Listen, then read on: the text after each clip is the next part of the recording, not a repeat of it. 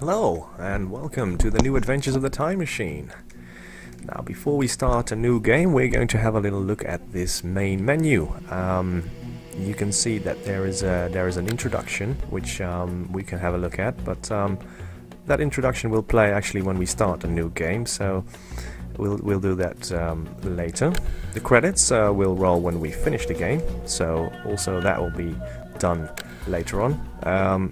No need to load a game as we are just about to start one, so let's have a little look at the options.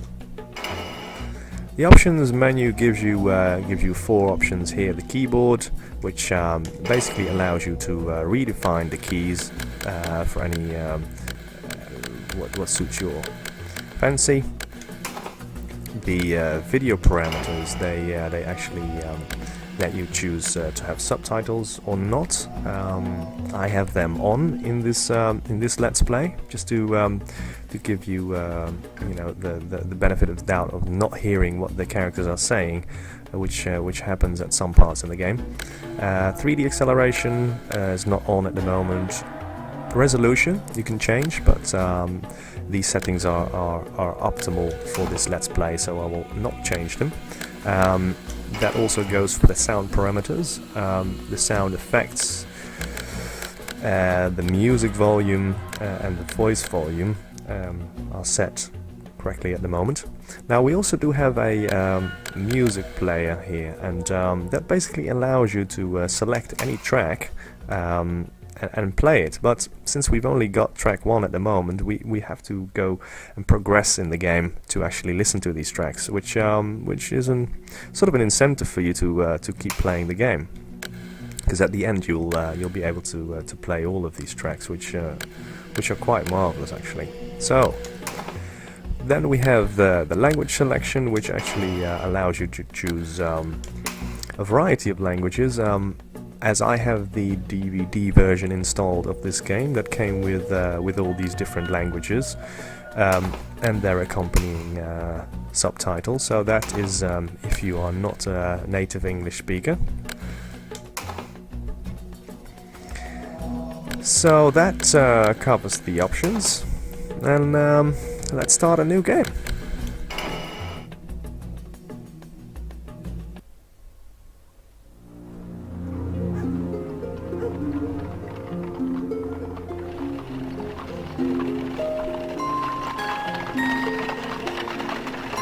To predict the future is to modify it. But can man really be the master of his own destiny? I used to think so. I remember the fateful night when everything seemed possible. During those long years I spent in my laboratory, I tried to penetrate life's great secrets. There is a familiar force in us which is difficult to define. A force that guides our mortal existence, and we call it time. The clock was ready. The minute hand, made from the purest crystal quartz, vibrated to the rhythm of creation. It required many long months without rest for me to design the plans of my machine. In its glass cage, the chronoider beat with restrained energy. It would provide the force which would propel me into the most fantastic of voyages. The chronoider was the motor of the machine that was about to turn my life upside down.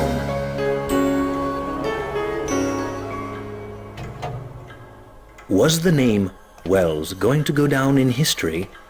That wasn't important to me. The past didn't interest me. The future seemed much more fascinating. I was getting ready to leave when a strange shell appeared in my laboratory. It bore the inscription, "The Nautilus guides the Voyager through time." Without really thinking about it, I decided to take it with me, and that sealed my fate.